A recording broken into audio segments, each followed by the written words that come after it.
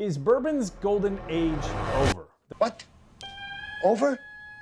Did you say over? Over the last 20 years, bourbon has boomed. We've seen bottles flying off the shelves left and right, distilleries getting larger and larger with their footprint, and a lot of craft distilleries opening up their doors. But now, Brown-Forman layoffs. Brown-Forman just announced massive changes, which include layoffs and the closing of a Louisville business. MGP CEO stepping down, and news that we are in a bourbon glut have many people asking the question whether or not the bourbon bubble has popped. Has it burst? Well, today I'm going to discuss the facts of everything that has already happened and how that may shape the future, and give you some of my opinions on what to expect as we move forward. Welcome in, everybody. My name is Brandon Spinner, the Whiskey Weatherman, and I am stoked that you are here on the channel with me today. Whether you're a bourbon enthusiast and aficionado or a whiskey newbie in starting your bourbon journey, you have found the right place. I have one motto here, and it's right here on my chest. It is always whiskey weather. So pour up that dram of your favorite bourbon. Tell me what it is. Put that in the comment section below, and let's jump right into the video. Now, in order to talk about the bourbon boom bursting, we got to talk about what the bourbon boom was or has been. Back in the late 80s and 90s, bourbon was not too popular. Clear spirits, a bunch of stuff like that. But now, over the last 20 years or so, we've really seen bourbon and whiskey become the new it thing, right? A lot of these distilleries expanding. We've seen a ton of whiskey made and a lot of sales, especially in the late 20-teens into the early 2020s. Let's put this in perspective.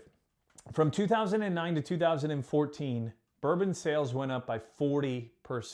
That's a huge jump in just 5 years. But if you expand that to a 14 or 15-year period from 2009 to 2023, bourbon sales doubled. So they went from what they had in 2009 to 2023, twice as much sales across the entire United States. They've been exporting this whiskey all over the world. That has grown, and you've seen a bunch of distilleries really pop up and actually expand. Look at Heaven Hill, look at Buffalo Trace, look at Jim Beam Wild Turkey. They've had expansions. They've grown a ton over the last 2 decades. On top of that, think about the Kentucky Bourbon Trail. It's not what it was back 20, 25 years ago, right? Back then, you could walk into a distillery, maybe get a tasting. I doubt you could even buy a bottle in many of these spots. Most of them didn't have tours. Now, everywhere you go has an experience. They've got a tasting bar. They may have more than 1 or 2 tours, and you can tour the ground almost any day of the year, and a lot of them host allocated bottle drops. That is huge compared to where we were 25 years ago. Is that changing? Most likely not. But I do think we are going to see some changes in how it's done over the next several years in the next decade. Now, that's part of the boom. We've seen these brands really take off. Buffalo Trace, the big one, right? Everybody's after that next Buffalo Trace product.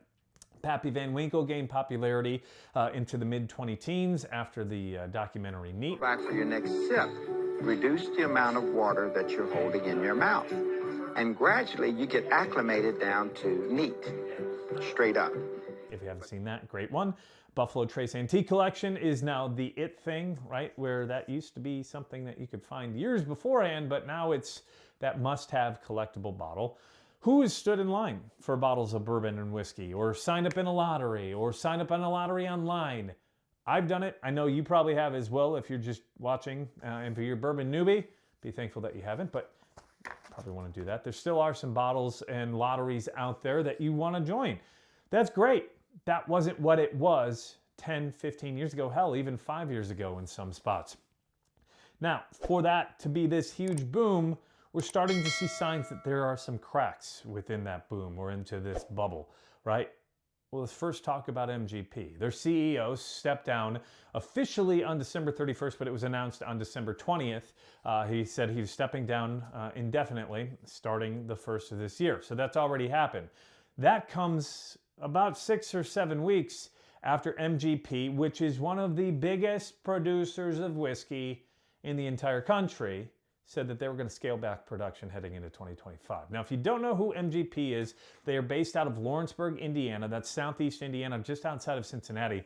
They are the name behind Penelope, Smoke Wagon, Bullet. A lot of the distilleries that you see a bottle of on the shelf, turn it around, look on the back. If it says distilled in Indiana, there's a very good chance it was produced and distilled by MGP Ingredients and not actually the label on the front. So just to put that in perspective, they're also Ross and Squibb Distillery, which you'll see brands like Remus. So MGP, huge. Well, they are cutting back in I believe late October, early November, right around Halloween. They said they were scaling production for 2025. That's huge.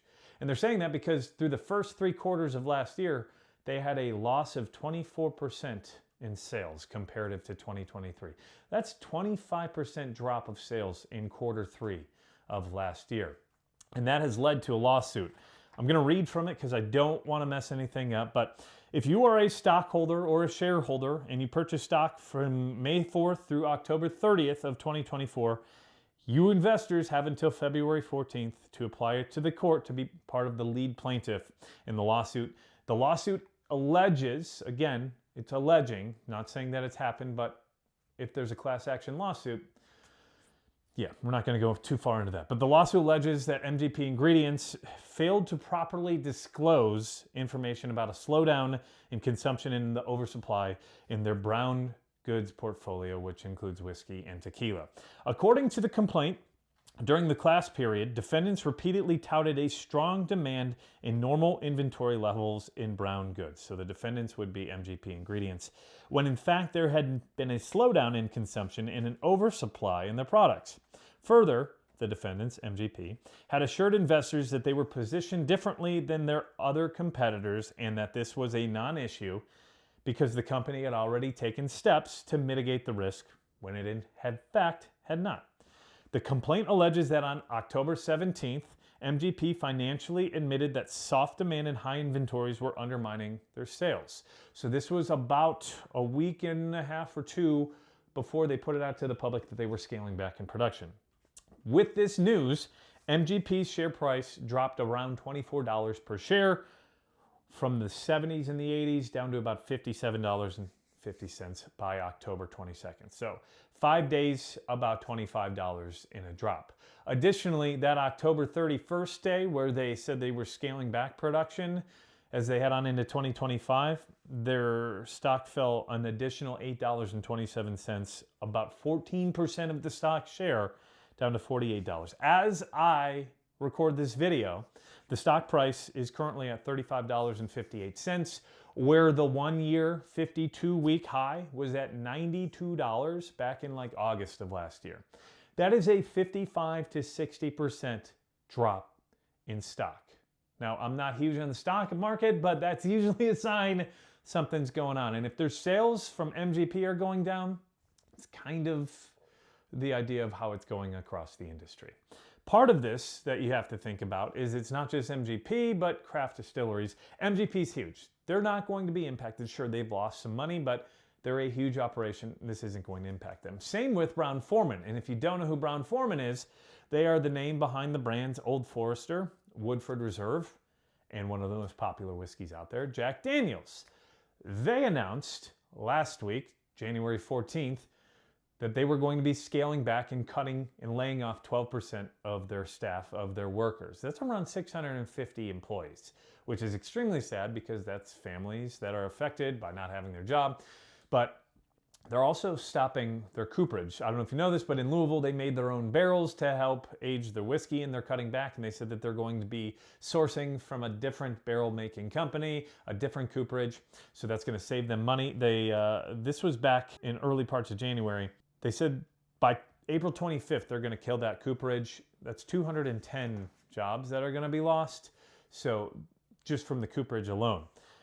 They say this estimates that the cuts will save the company anywhere from $70 to $80 million a year and expects to make more than $30 million by selling off their cooperage assets. So that would be any of the additional wood that they still have, any of the machines that they use for that.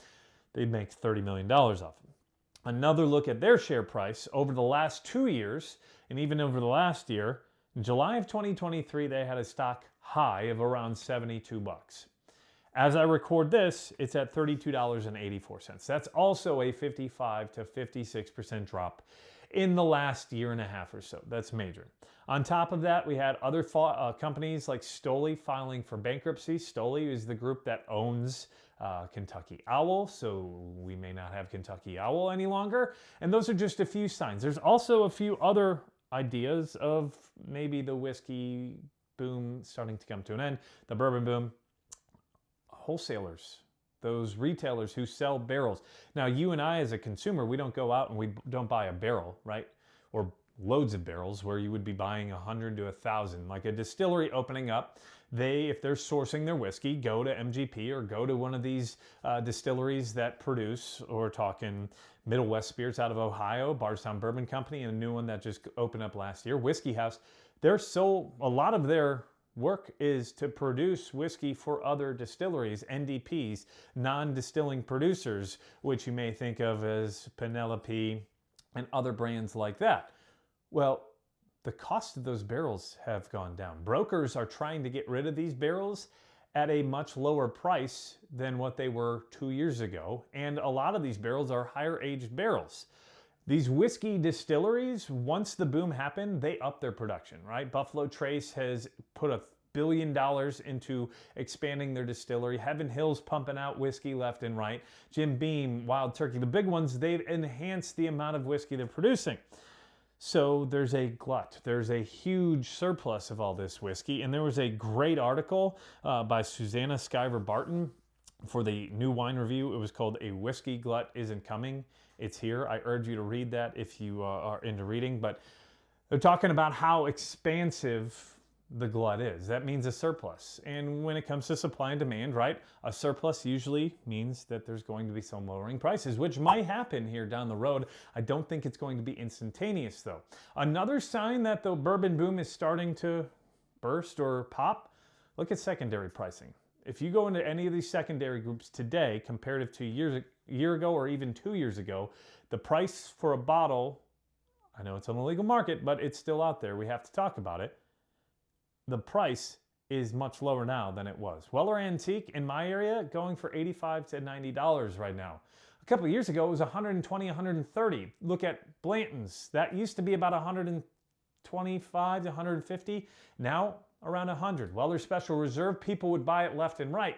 Now, a lot of people are stuck with it and can't get rid of it on the secondary market. And those are just the Buffalo Trace products like Eagle Rare. If you look at Michter's prices, those have gone down. The Old Fitzgerald prices have dropped drastically. I remember when the Old Fitz 19 came out, those were being sold for $1,000 to $1,200. Even look at the Buffalo Trace Antique Collection. Those were year after year on the secondary market, $1,000 if not more. Now they're trading for a GTS. I just saw one in my group go for $650 to $700. So that is a huge drop over the last 2 to 3 years, which is also a sign that we're having a little bit more of a glut. There's a surplus of it out there, but also as those prices come down, the demand isn't there as well. So I mentioned that article. Whiskey sales dropped for the first time in 2023 by about 1.2%, but that's the first time since 2002. So 21 years of consistently rising sales. In 2023, it goes down. So there's the first sign. In 2024, it went down by 4% through the first 3 quarters. The official numbers aren't quite out yet, but if the first 3 quarters went down, you can assume the entire year went down, even though October, November, December are usually those higher sales months. On top of that, the volumes have gone down, but that surplus is up. The Kentucky Distillers Association has reported, and I want you to listen to this, there are currently 14.3 million barrels of bourbon aging in the state of Kentucky. Again, 14.3 million barrels of bourbon currently aging in Kentucky warehouses. That is huge, especially when you factor in that the state or the population of the Commonwealth of Kentucky is 4.6 million people. That is nearly 3 barrels per person in the state of Kentucky. Additionally, if you go all the way back to January of 2020, so 5 years ago, that number of 14.3, 9.3. So over the last 5 years, Kentucky has seen an increase in barrels in their warehouses from 9.3 to 14.3. Quick math, that's 5 million additional barrels. That is an increase of nearly 54% over the last 5 years. That's huge. but the demand is starting to go down. The volume of people buying is starting to go down. And that tells you that we're in this glut, right? Think about 2015, 2016, when we were starting to really get into the boom. Eagle Rare started to disappear off shelves. Buffalo Trace products started to dissipate off shelves. So they had to up their production because they were going to be scared that in the next 5, 6, 7 years they were going to be out of product, right? All these distilleries have done that.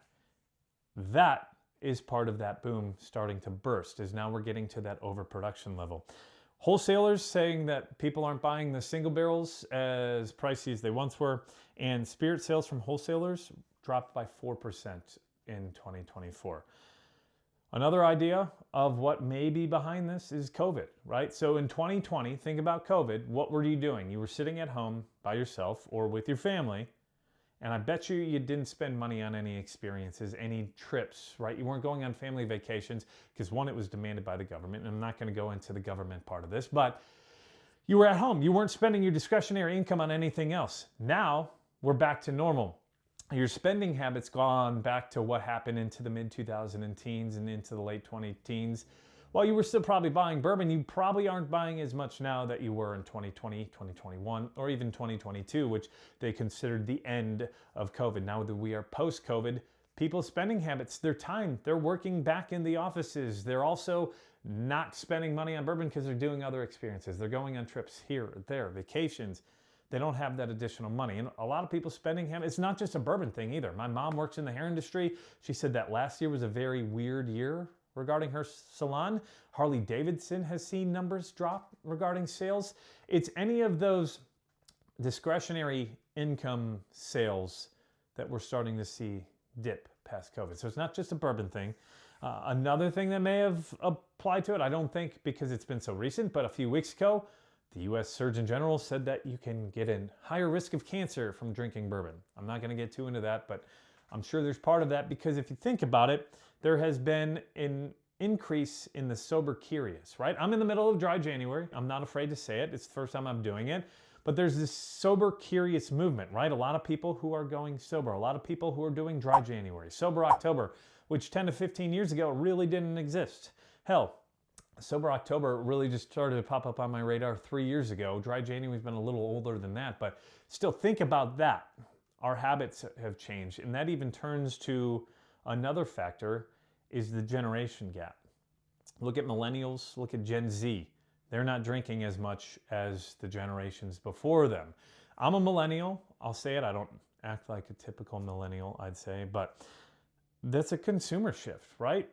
When it comes to millennials and Gen Z, they are more into craft cocktails. They are more into seltzers. They're into craft beer, and that had its thing too.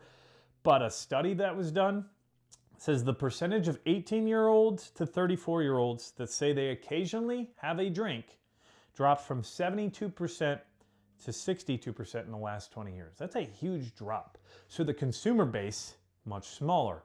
Also, I just mentioned the non-alcohol stuff, right?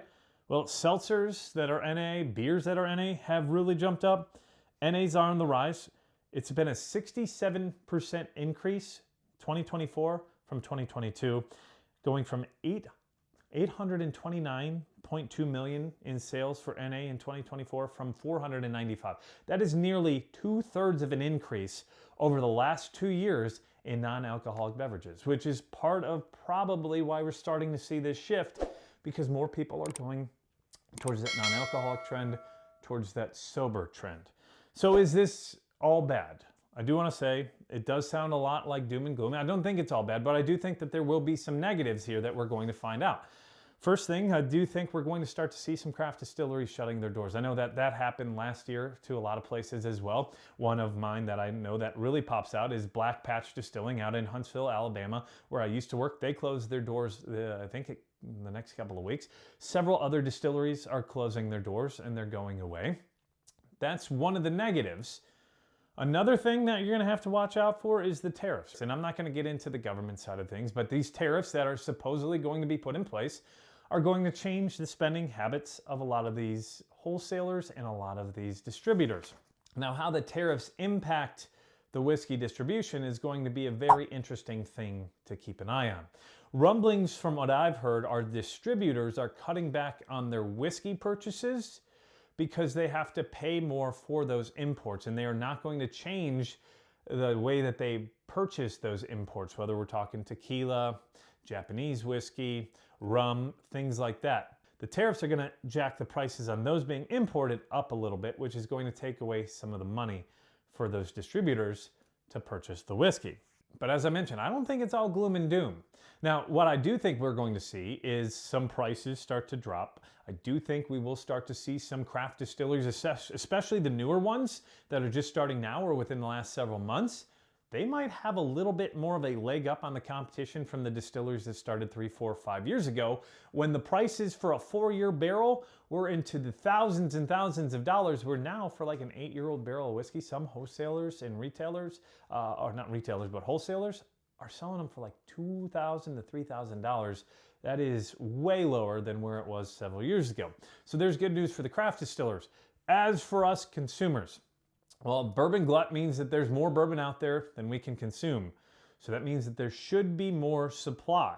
So hopefully over the next couple of months and couple of years, I wouldn't be surprised if we start to see more of these products being readily available. Talking Buffalo Trace, not the antique collection, not the Pappy Van Winkle, but if you're out there looking for Buffalo Trace, it's already starting to pop up on shelves around me and sit there for days, if not weeks, when it used to go out in a matter of hours or days.